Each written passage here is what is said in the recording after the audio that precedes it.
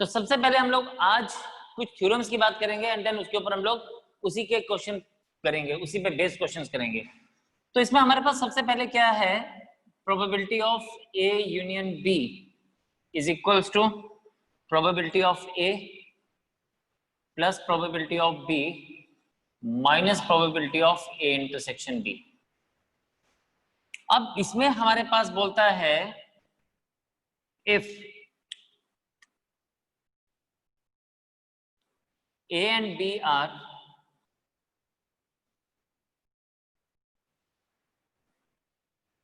independent events,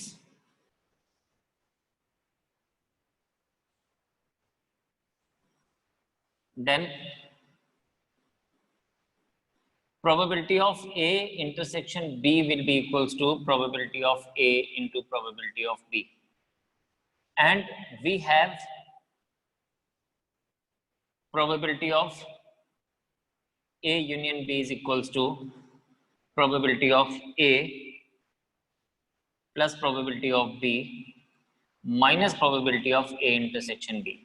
कहने का मतलब है कि ये फॉर्मूला तो सेम ही रहेगा जैसा कि हम लोगों ने ऊपर लिखा है, बट फर्क कहां पे आएगा, अगर हमारे पास ये probability of A intersection B given नहीं है तो फिर it is probability of A into probability of B, ठीक है। या फिर अगर हम ऐसे बोलें कि ये probability of A intersection B is equals to probability of A into probability of B, it means we are talking about independent events. ये जो इंडिपेंडेंट इवेंट्स है ना, ये बहुत इंपॉर्टेंट है, इसको हमें समझना बहुत इंपॉर्टेंट है। अभी हम इसके ऊपर कुछ क्वेश्चंस भी करेंगे। अब हमारे पास क्या है, क्वेश्चन नंबर इसी में हमारे पास सी कहता है इफ कंडीशन है if A and B are mutually exclusive events.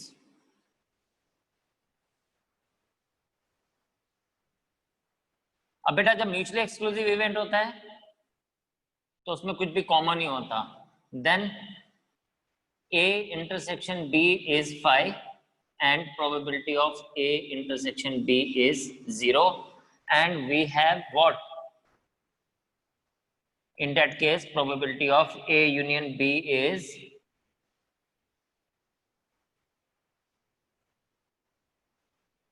probability of A plus probability of B, that's it। तब हमारे पास ये ठीक है। तो ये हमारे पास डिफरेंट कंडीशंस हैं जिसमें हमारे पास सेम एडिशन थ्योरम को हम अलग अलग तरह से देखते हैं, राइट। इसके साथ हमारे पास जो इंपॉर्टेंट थ्योरम है वो है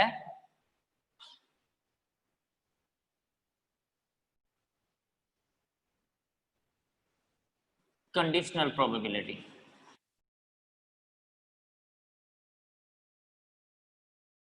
it is conditional probability, right. अब कंडीशनल प्रोबेबिलिटी की अगर बेटा बात करूं तो हमारे पास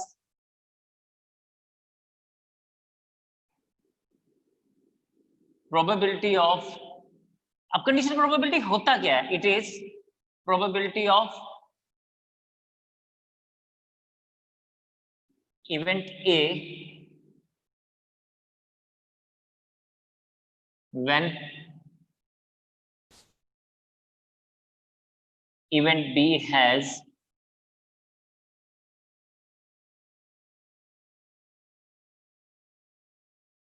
already happened, when event B has already happened, यानी A की प्रोबेबिलिटी निकालनी है जब B ऑलरेडी हुआ है। या फिर हम इसको ऐसे भी बोलते हैं, और probability of A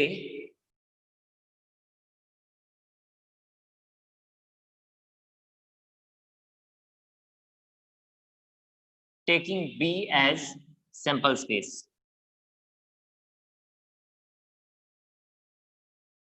or it is given as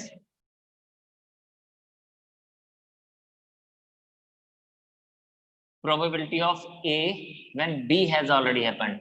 ध्यान जो चीज देनी है वो ये देनी है कि जो भी चीज हमारी ऑलरेडी हो चुकी है when B has already happened, तो इसका मतलब वो जो हमेशा डिनोमिनेटर में आएगा, जो चीज ऑलरेडी हो चुकी है वो हमेशा डिनोमिनेटर में आएगा। ये बात आपने बड़े ध्यान रखनी है। तो probability of A when B has already happened is probability of A intersection B upon probability of B. This is a very important thing. ठीक है, ये हमारे पास कंडीशनल प्रोबेबिलिटी है। एंड सिमिलरली अगर मुझे इसी के ऊपर B upon A find out करना है, probability of B when A has already happened, जो हैपन होगा पहले वो हमेशा डिनोमिनेटर में आएगा। मैं दोबारा से आपको एक बार बता रहा हूँ, तो probability of B when A has already happened is probability of A intersection B upon probability of A. So this is right. अभी हमारे पास यहाँ पे क्या है, इफ यू सी, तो ये हमारे पास है probability of one thing when second thing is has already happened. तो हम लोगों ने जनरली A अपॉन B को ही मान के हमने बात की, राइट। अभी इसी से ही हमारे पास क्या आता है, मल्टीप्लिकेटिव थ्योरम, मल्टीप्लिकेशन और प्रोडक्ट थ्योरम। अब देखें, हमने ऊपर देखा probability of A upon B is equals to probability of A intersection B upon probability of B.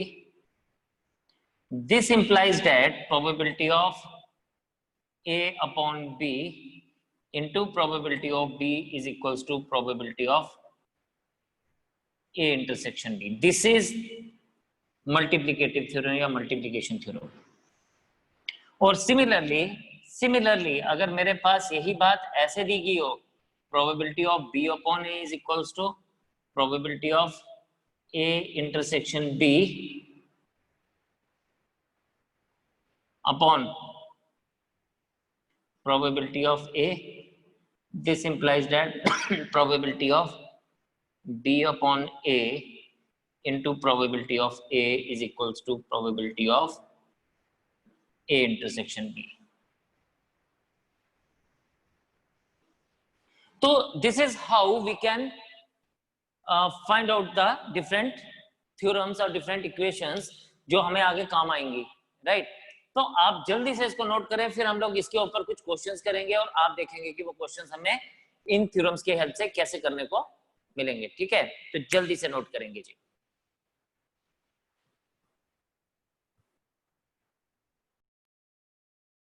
तो ये हमारे पास एक क्वेश्चन है, इन ए पैक ऑफ कार्ड्स मतलब 52 कार्ड्स की बात हो रही है, one card is drawn and हमारे पास क्या है, find the probability of getting a king और अ डायमंड। अब देखिए जनरली हम इसको कैसे करते हैं, हम इसको ऐसे देखते हैं, हम देखते हैं इसको कि यार नंबर ऑफ कार्ड्स कितने हैं, नंबर ऑफ कार्ड्स है 52, right. N of S is 52, N of हमारे पास अगर बात करें किंग की तो इट इज 4, एन ऑफ अगर हम लोग बात करें this implies that probability of king क्या आ जाएगा 4/52। एन ऑफ डायमंड की बात करें तो 13, this implies that probability of diamond is 13/52, ठीक है। And N of king intersection diamond is 1, वो कार्ड जो डायमंड भी है और जो किंग भी है that is 1, so this implies that probability of king intersection diamond is 1/52, right। अब हमें फाइंड आउट करना है किंग और डायमंड, और का मतलब है यूनियन, तो हमारे पास क्या आ जाएगा, probability of k union d is equals to probability of k plus probability of d minus probability of k intersection d, और this will be equals to 4/52 plus 13/52 minus 1/52. This becomes 4 and 3 17, 16/52 or 4/13. This will be the answer for us. लेकिन हम लोग इधर इतना लंबा नहीं करेंगे, अब ये काम हम करेंगे दिमाग में। कहाँ करेंगे, दिमाग में करेंगे। जस्ट ए मिनट, हाँ जी, दिमाग में कैसे करेंगे, हमारे पास है कि हम लोग ना दिमाग में देखेंगे कि यार 4 किंग्स के कार्ड्स हैं, राइट, 13 डायमंड्स के कार्ड है, तो 13 डायमंड के कार्ड में एक किंग तो हमने ऑलरेडी ले लिया है ना। अब बाकी कितने किंग्स बचे, 3 किंग्स और बचे, तो या तो डायमंड होगा या फिर बाकी के किंग्स और लेंगे, तो टोटल 16 कार्ड्स आ जाएंगे। हम डायरेक्टली 16/52 कर सकते हैं, राइट। अब हमारे पास ये क्वेश्चन तो जो है वो थ्योरम ऑफ एडिशन थ्योरम का है, लेकिन हम इसी चीज को डायरेक्टली कैसे कर सकते हैं, हम इसी चीज को डायरेक्टली बिना एडिशन थ्योरम को यूज किए हुए यानी दिमाग में ही कर सकते हैं, हमें लंबा काम करने की जरूरत नहीं है। नाउ अगर हमारे पास ये बात ऐसे होती कि इसी तरह से हमें बोला जाता, सेम क्वेश्चन है लेकिन इस बार हम 2 कार्ड्स ड्रा करेंगे। In a pack of 52 cards, 2 cards are drawn,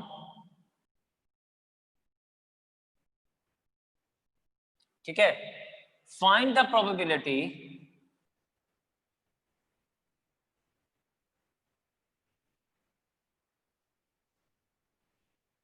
of getting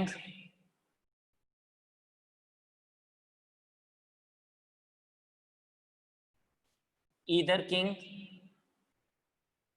or diamond, either king or diamond। अब यहां पे जो हमारे पास चैलेंज है वो है 2 कार्ड्स का, और जब भी हमारे पास 2 या 2 से ज्यादा चीजें एक साथ निकाली जाती है ना, तो हम उसको क्या करते हैं, हम उसको हमेशा कॉम्बिनेशन का रूल यूज करते हैं। तो यहाँ पे हमारे पास क्या आ जाएगा, सबसे पहले n of s is 52 c2, number of Kings कितने हैं 4, एंड नंबर ऑफ किंग्स निकालने के लिए, ठीक है, हमारे पास नंबर ऑफ किंग्स निकालने के लिए it will be 4c2। This implies that probability of Kings is 4c2 upon 52c2। Number of diamonds निकालने के लिए 13 कार्ड्स हैं और उसमें से 2 कार्ड्स हमें निकालने हैं। दिस इंप्लाइज दैट हमारे पास क्या आ जाएगा, हमारे पास आ जाएगा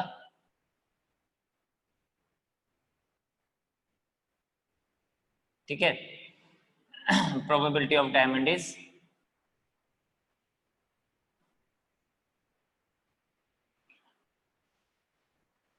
अब हम इसको ना किंग और डायमंड नहीं लिखते, हम इसको किंग और ब्लैक लिख लेते हैं। मतलब उससे क्या होगा, उससे एक्चुअली डायमंड में तो एक ही किंग आएगा हम किंग ऑफ ब्लैक लिख लेते हैं। ब्लैक में हमारे पास ये बन जाएगा 26c2 और ये भी 26c2। और ये बोलता है कि अगर हमारे पास ब्लैक भी हो और किंग भी हो तो there are 2 cards like this, out of those 2 cards हम लोगों के पास ब्लैक और किंग, तो उनमें से 2 चाहिए। This implies that probability of black intersection king is 2c2 upon 52c2। Now further देखें तो therefore probability of B union K is probability of B plus probability of K minus probability of B intersection K. This is 4c2 upon 52c2 plus 26c2 upon 52c2 plus 2c2 minus 2c2 upon 52c2। तो हम इसको solve करते हैं। Solve कैसे करेंगे, again 4 into 3 upon 2 into 1, 52 into 51 upon 2 into 1। This end is gone, 4 13s are 3 17s are, plus 26 into 25 upon 2 into 1 whole divided by 52 into 51 upon 2 into 1। This end is gone and यहाँ जाएगा 26 2s are 52, right? Now if you see here, तो आपके पास क्या बन जाएगा, या चलिए इसको हम नहीं काटते, इसको हम एज इट इज रहने देते हैं। चले ये 52 into 51 ही रहने दीजिए, कैलकुलेशंस इजी हो जाएंगी। इसको 4 into 3 ही रहने दीजिए, इसको भी नहीं हम लोग काटते, 52 ही रहने दीजिए, ताकि बाद में हम फर्दर जो कैलकुलेशंस करेंगे वो इजी हो जाएंगी। एंड ये आ जाएगा आपके पास 2 upon 52 into 51। अब हमारे पास जो फाइनली बनेगा वो क्या बनेगा, वो बनेगा this is 12 plus 650 minus 2 upon 52 into 51। अब चाहे हम इसको काट सकते हैं, यह आ जाएगा 10 प्लस 660 अपॉन 52 इंटू 51। 3 से काटेंगे 220, ये 17 आ जाएगा। 2 से काटेंगे या 4 से काटेंगे तो ये आ जाएगा 55 और ये बन जाएगा 13। So my answer is 55 upon 221। So this is how we can find out the answer. तो यहां पर हमने दोनों केसेस में एडिशन थ्योरम को यूज किया। तो अब जल्दी से इसको नोट करें और इसके बाद हम करेंगे क्वेश्चंस ऑन इंडिपेंडेंट इवेंट्स, जो कि बहुत इंपॉर्टेंट, और उसको करना कैसे है that is what we will be learning now. तो जल्दी से इसको नोट करेंगे जी।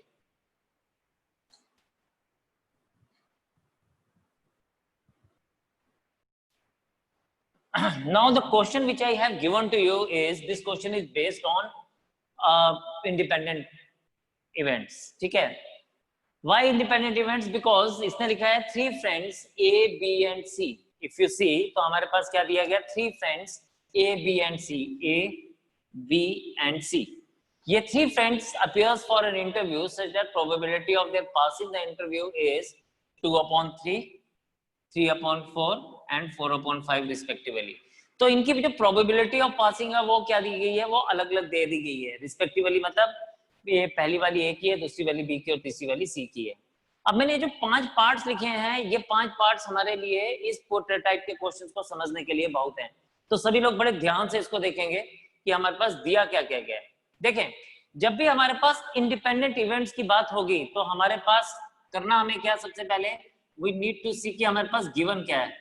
हमारे पास है probability of A is equals to 2/3, probability of B is equals to 3/4 and probability of C is equals to 4/5। ये 3 चीजें गिवन है। इसका मतलब probability of not A is 1 minus 2/3, that is 1 minus 2/3, it is 1/3.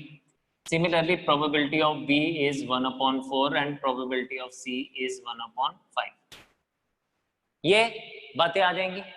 अब ये बोलता है सबसे पहला पार्ट, ध्यान से अब समझिएगा, बोलता है none of them will be selected, none of them will be selected, यानी ना तो A select हुआ, ना B select हुआ, ना ही C select हुआ। तो probability हम इसको क्या लिखेंगे, ध्यान से देखिएगा, none of them will be selected।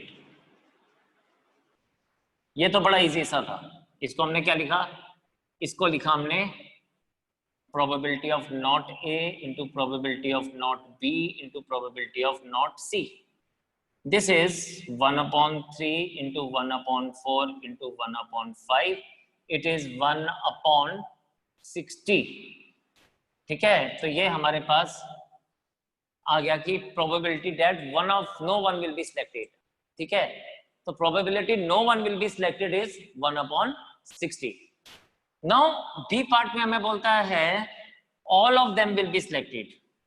तो all of them के लिए probability all will be selected is this is, या ए भी सिलेक्ट हो जाएगा, बी भी सिलेक्ट हो जाएगा और सी भी सिलेक्ट हो जाएगा। तो इट इज 2/3 into 3/4 into 4/5, यानी this and this gone and we have left with 2/5। तो this is the probability that they will be, all will be selected। ठीक है, ये दोनों तो बड़े इजी सी बात थे। ठीक है, और हम लोगों ने यहाँ पे क्या बोला, ए भी सिलेक्ट होगा एंड बी भी सिलेक्ट होगा एंड सी भी सिलेक्ट होगा। तो हमने probability of A intersection B intersection C क्या ले लिया, probability of A into probability of B into probability of C. Independent events था, इसीलिए हम लोगों ने ऐसा लिया। Now the third thing is the word at least, कम से कम। अब ये ध्यान देने वाली बात है। देखिए, इसको हम लोग 2 अलग अलग तरीकों से फाइंड आउट कर सकते हैं। At least one of them will be selected, कम से कम तीनों में से कोई एक तो पक्का सिलेक्ट हो ना, तीनों में से एक पक्का सिलेक्ट हो। अब इसमें अलग अलग केसेस हो सकते हैं। ठीक है, मैं आपको दोनों तरीके बताऊंगा, आपको जो अच्छा लगेगा आप वो उससे करेंगे। हम इसको ऐसे कर सकते हैं, probability at least one of them will be selected, one of them will be selected. तो ये क्या बन जाएगा, ये आपके पास आ जाएगा is equals to is equals to, अगर मैं इसको देखूं तो ये बनेगा 1 minus probability none will be selected. देखो हम लोगों ने बात की कि probability no one will be selected, probability of no one will be selected ना तो ए होगा, ना बी होगा, ना सी होगा। लेकिन उस केस के अलावा अगर हम बाकी के सभी केसेस देखेंगे तो क्या होगा, या तो ए होगा, या बी होगा, या सी होगा, या ए बी होगा, या बी सी होगा, या ए सी होगा, या ए बी सी तीनों होंगे। तो वो केस को छोड़ दें, बाकी जितने भी केसेस होंगे उनमें कम से कम कोई एक तो सिलेक्ट होगा। तो हमारे पास आंसर डायरेक्टली क्या बन जाएगा, 1 माइनस 1/60 जो हमने ऊपर फाइंड आउट किया है, and my final answer is 59/60। ठीक है, ये हो गया एक तरीका इसको करने का। दूसरा तरीका, और हम इसको ऐसे भी लिख सकते हैं कि भाई जो हमारे पास क्वेश्चन पूछा गया हम उसके लिए लिख सकते हैं probability of A but probability of not B into probability of not C. A हुआ लेकिन बी और सी नहीं हुए, या फिर ए नहीं हुआ, बी हुआ और सी भी नहीं हुआ, या फिर प्रोबेबिलिटी ऑफ ए हुआ, बी हुआ, बी भी नहीं हुआ लेकिन सी हुआ।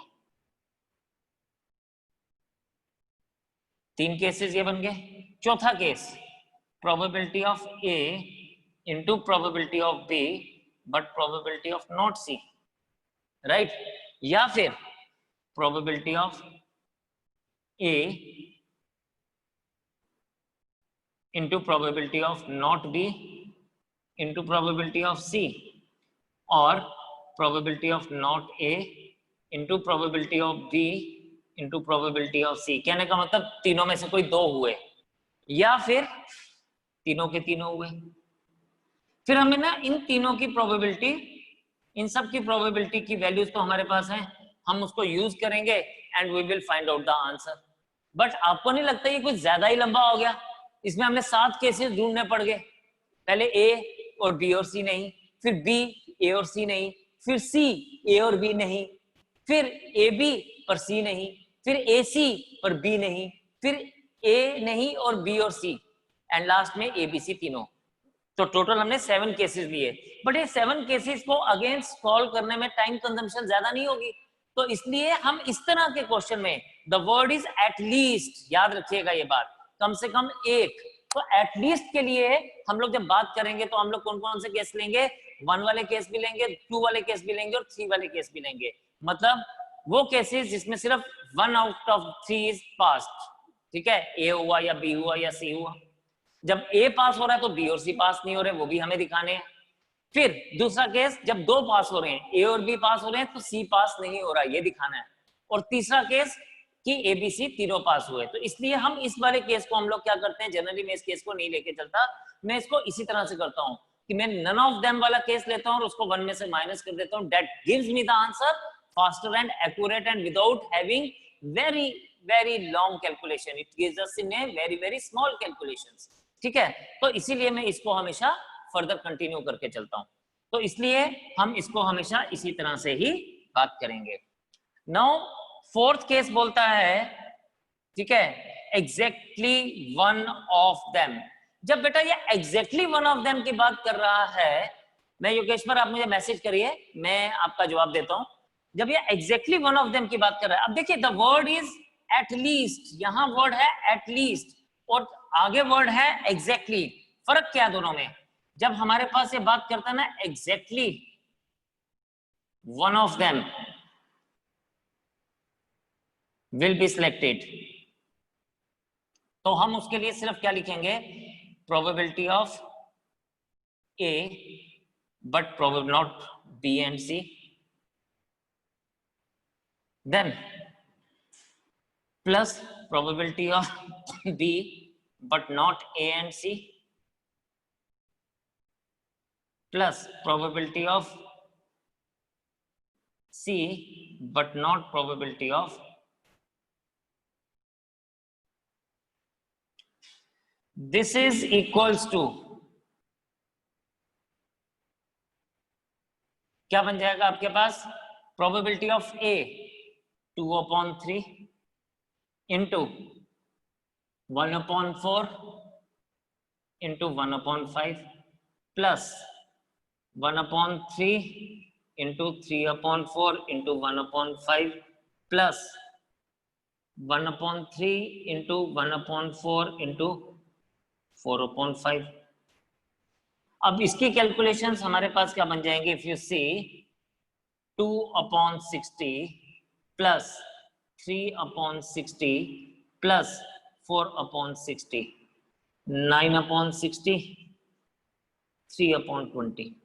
So I got the answer as 3/20. तो देखिए कितना फर्क है, वो था 59/60 और ये है 9/60. ठीक है, तो this is the biggest difference in all these things. जल्दी से ये तीनों पार्ट्स नोट करें, फिर मैं नेक्स्ट पार्ट्स के ऊपर बात करता हूं. नेक्स्ट चारों पार्ट्स करिए, फिर मैं आपको ई और एफ के ऊपर भी बात करता हूं. जल्दी करेंगे जी, शाबाश, फटाफट से.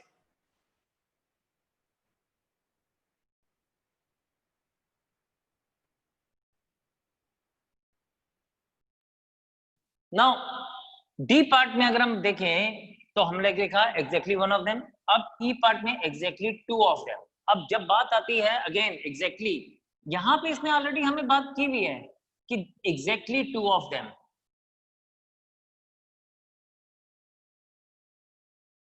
इसका मतलब क्या हुआ? इसका मतलब हुआ कि प्रोबेबिलिटी ऑफ ए सिलेक्ट होगा, बी भी सिलेक्ट होगा, बट सी सिलेक्ट नहीं होगा.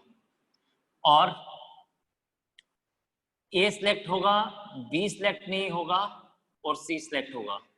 या फिर ए सिलेक्ट नहीं होगा और बी और सी दोनों सिलेक्ट होंगे. तो एग्जैक्टली टू ऑफ देम का मतलब ये आया. बस ये जब आपको कंडीशन पता चल गई तो आपने वैल्यूज लगानी है. 2/3 3/4 and 1/5 plus 2/3 1/4 and 4/5 plus 1/3 into 3/4 into 4/5. This is 6/60 plus 8/60 plus 12/60, यानी 26/60 और we get it as 13/30. तो ये हमारे पास आ गया when exactly two of them will be selected. लेकिन अब इसी पे ही आगे बात कर रहा है कि at least two of them will be selected. जब at least की बात आ गई तो कम से कम, यानी दो या दो से ज्यादा. तो अब इसमें चेंज क्या आएगी? लेट अस सी. तो यहां पे हमारे पास जो चेंज है वो क्या है? इसने बोला, आप अभी देखिएगा दोनों में चेंजेस क्या आ रही हैं. चेंजेस हैं probability of at least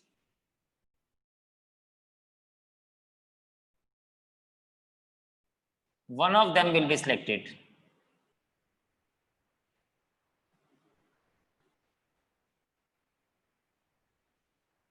It is probability of A into probability of B but not probability of C. जैसा हमने पहले किया, probability of A but not probability of B into probability of C. Probability of A not A into probability of B into probability of C plus probability of A. At least है ना, कम से कम दो से ज्यादा भी हो सकते हैं, तो यानी तीनों selected. ये आपके पास क्या आ जाएगा? दिस इज, आपने ऑलरेडी निकाला था 13/60, राइट, 26/60 सॉरी.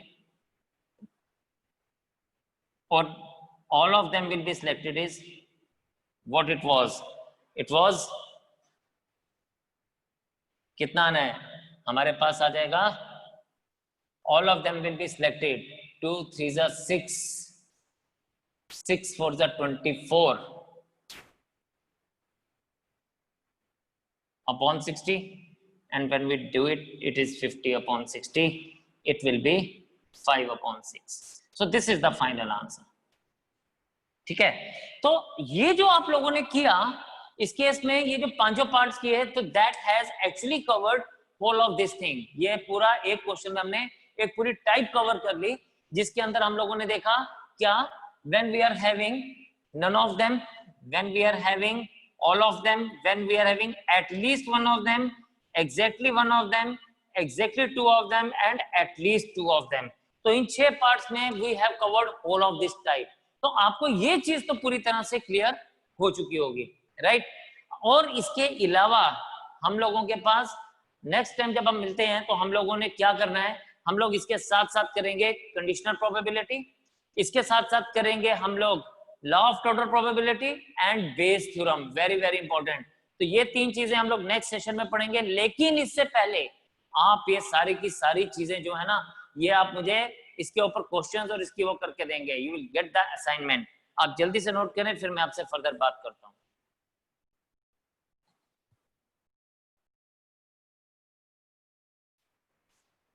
तो होप आप लोगों को ये सब चीजें जो आज हम लोगों ने पढ़ा वो समझ आ गई होंगी. आप लोगों को रिक्वेस्ट है कि आप हमारे YouTube channel achievers for you, Facebook page achievers for you पे जाके लाइक करें, इसको सब्सक्राइब करें, ताकि जो भी हम लोग नई वीडियोस आप लोगों के लिए डालें वो सीधी आपको पता चल जाए. बेल आइकन जरूर दबाइएगा. इंस्टाग्राम पे भी we are available with the name of achievers for you and my own page is Sukrit Gupta sir. तो आप इन सब चीजों को काइंडली लाइक करें और अपने दोस्तों तक पहुंचाएं, ताकि वो वीडियोस आपके दोस्त भी देख पाएं, जो आपको लगता है कि जो आपके फ्रेंड्स ऐसे हैं जो अफोर्ड नहीं कर सकते इस तरह से पढ़ना. So they all are welcome to study by this thing. हम इन पेजेस के ऊपर रोज नई नई इंफॉर्मेशन डालते हैं, नई नई चीजें डालते हैं. तो kindly go through all this things and this is going to help you a lot, right? तो आज के लिए फिर हम इसको इतना ही रखेंगे. कल आपको दोबारा से मुलाकात करेंगे. तब तक के लिए जय हिंद.